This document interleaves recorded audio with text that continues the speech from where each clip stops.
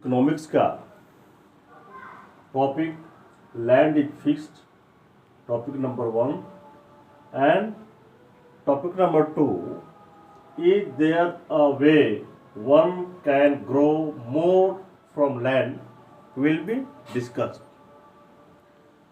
First topic, land is fixed. In Palampur, about 75% people depend upon farming. Some are landlords, some are small farmers, some are agricultural labor, but their livelihood come from farming.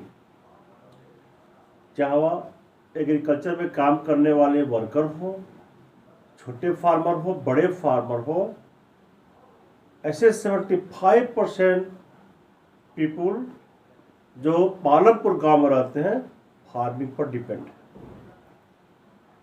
और जैसे ही population बढ़ा, 1960 तक पालमपुर में population बढ़ने के साथ साथ new land को भी एग्रीकल्चर लैंड में लाया गया. जो यूजलेस लैंड था उसको फार्म लैंड बनाया गया, फार्मिंग शुरू किया गया. 1960 के बाद कोई खाली जगह बचा नहीं जिसमें फार्म बनाया जाए. पॉपुलेशन बढ़ रहा था गांव का, अधिक फूड ग्रेन चाहिए था, अधिक फूड ग्रेन के लिए अधिक खेत चाहिए था, फार्म चाहिए था, लेकिन खेत था नहीं, फार्म लैंड था नहीं,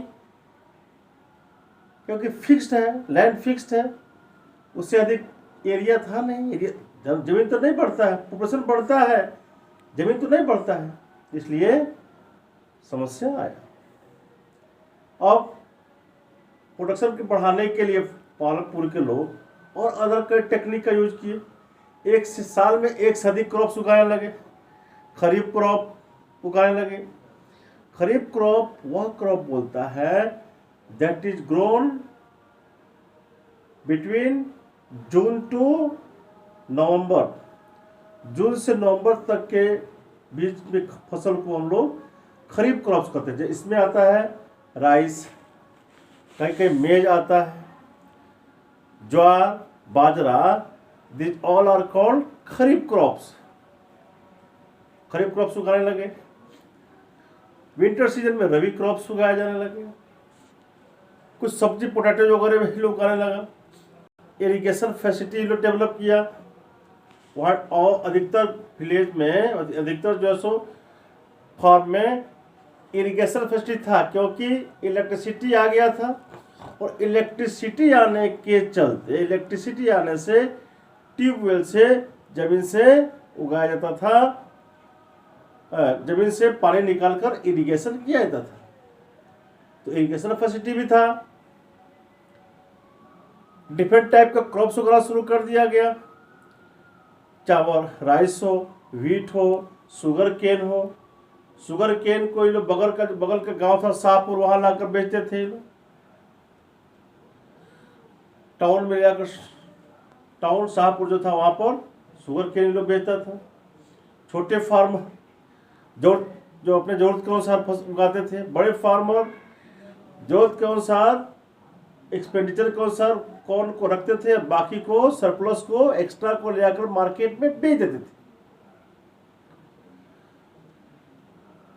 इधर पॉपुलेशन बढ़ने के साथ साथ पॉपुलेशन जब बढ़ा तो फिर क्या हो, लगभग वहाँ पर पालमपुर में 1970 करीब में वहाँ पर पॉपुलेशन बढ़ाने का हुआ बात कि क्या पॉपुलेशन कैसे बढ़े. 1960 जो है, 1960s के लेट 1960 में, मतलब 1965 के बाद ग्रीन रिवोल्यूशन हुआ. और ग्रीन रिवोल्यूशन क्या है? गवर्नमेंट एक रिवोल्यूशन चलाया जिसमें एग्रीकल्चर प्रोडक्शन को बढ़ाने पर जोर दिया गया.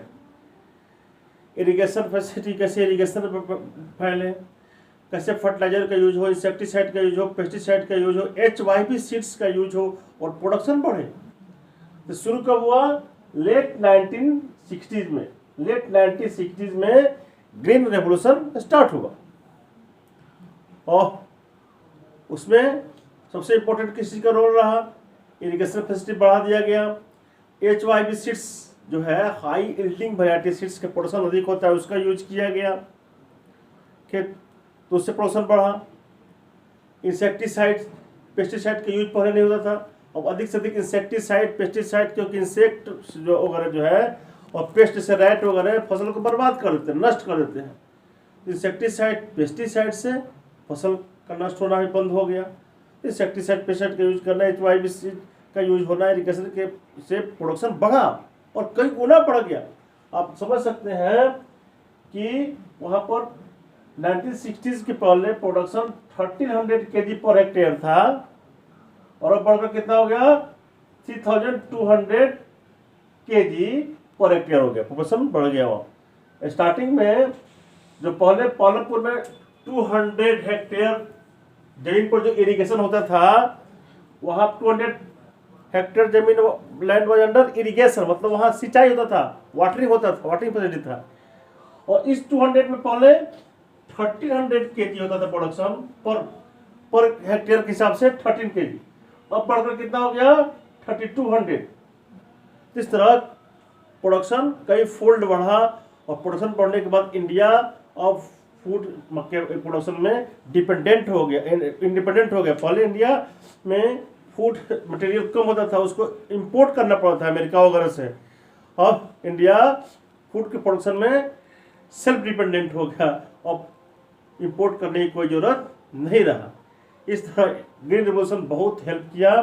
ग्रीन रेवोल्यूशन की हेल्प से फार्मर अपने एग्रीकल्चर प्रोडक्शन को बढ़ाए और HYP सीड्स, इरिगेशन का हेल्प, इंसेक्टिसाइड पेस्टिसाइड की हेल्प से वे लोग अपने प्रोडक्शन को बढ़ाकर सेल्फ डिपेंडेंट हो गए और प्रोडक्शन का कई गुना बढ़ गया।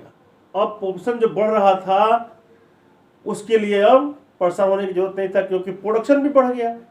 प्रोडक्शन तो बढ़ा, प्रोडक्शन भी कई गुना बढ़ गया, तो फिर सभी समस्या का समाधान हो गया। That's all, thank you very much.